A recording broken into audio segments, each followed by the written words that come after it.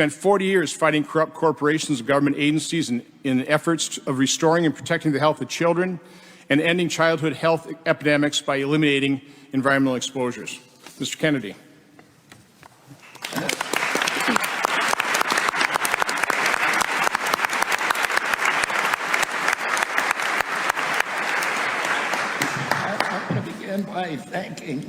I want to begin by thanking Senator Johnson for his courage and the gift that he had of critical thinking, which survived the orchestrated fear that we fought, that we all encountered during the pandemic. He was the only member of this body for some time that was willing to challenge the orthodoxies. He was subsequently joined by one other key member, Rand Paul, and he faced the same kind of vilification, the marginalization, the demonization, the discreditization that he just referred to, that was applied in such an extraordinary way to the scientists, the medical professionals, and the people, the individuals who were injured by some of these government policies, who were systematically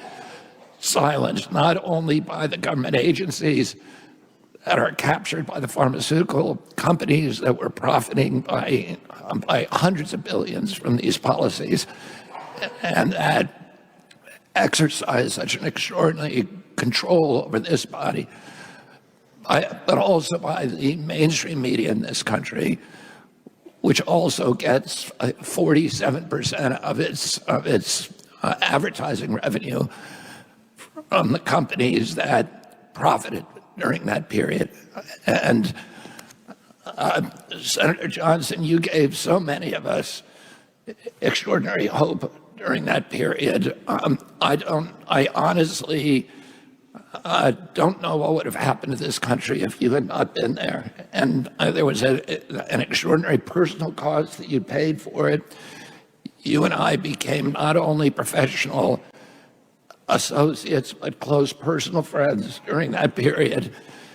And you are somebody that, in my mind, was a supervillain prior to the pandemic, and now you're one of my biggest heroes. And I'm very grateful.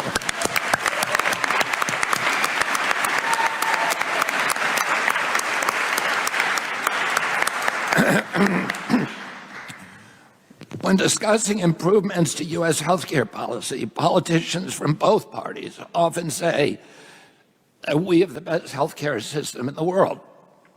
That is a lie.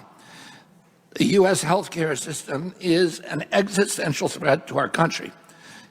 If the American experiment fails, it will not be because we had the wrong marginal tax rate.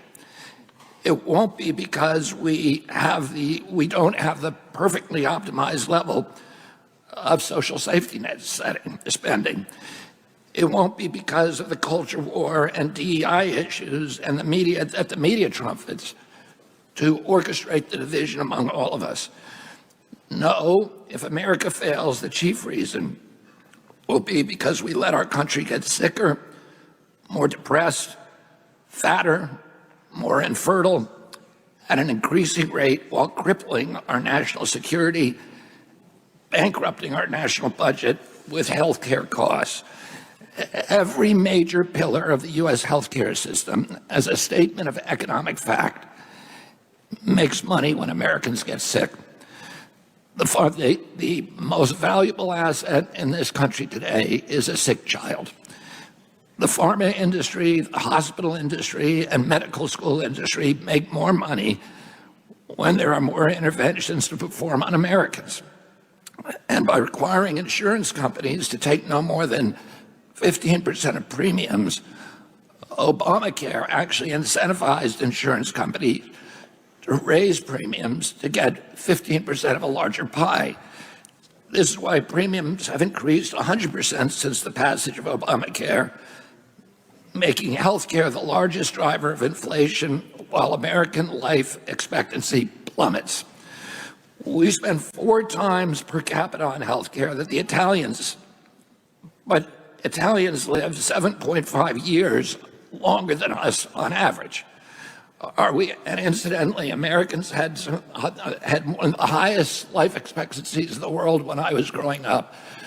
Today, we've fallen an average of 6 years behind our European neighbors. Are we lazier and more suicidal than Italians? Or is there a problem with our system? Are there problems with our incentives? Are there problems with our food? During the COVID epidemic, with the highest body count of any country in the world, we had 17% of the COVID deaths in this country. We only had 4.2% of the world's population. We literally had the worst record of any country in the world.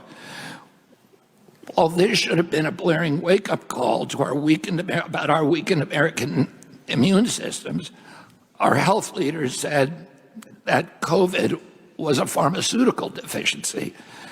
This was a lie. We have the highest chronic disease rate on earth, and according to the CDC, the average American who died from COVID had on average 3.8 chronic diseases. So these were people who had immune system collapse, who had mitochondrial dysfunction, and no other country has anything like this. 2/3 of American adults and children suffer from chronic health issues. 50 years ago, that number was 1%. When my uncle was president, about 1% of the children in this country had chronic disease. Today, that number may be as high as 60%.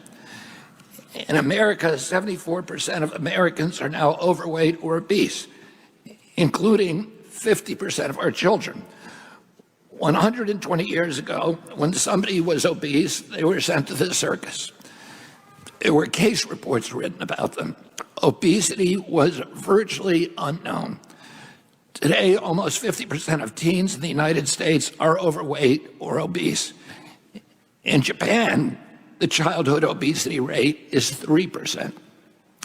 Half of Americans have prediabetes or type 2 diabetes.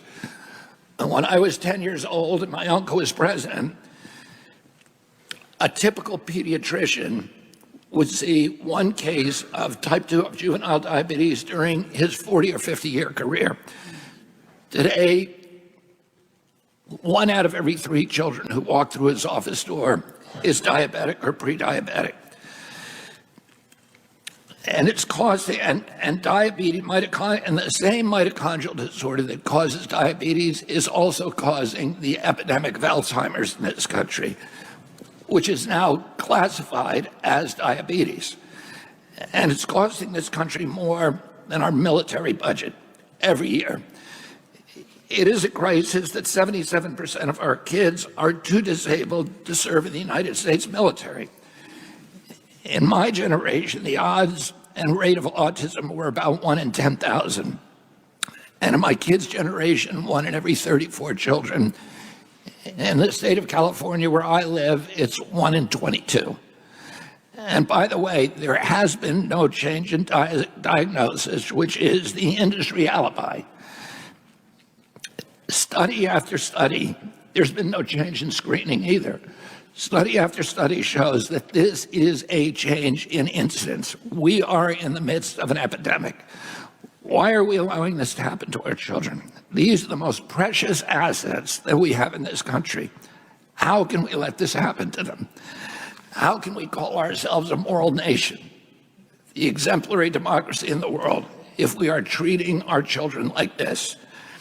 About 18% of American teens now have fatty liver disease.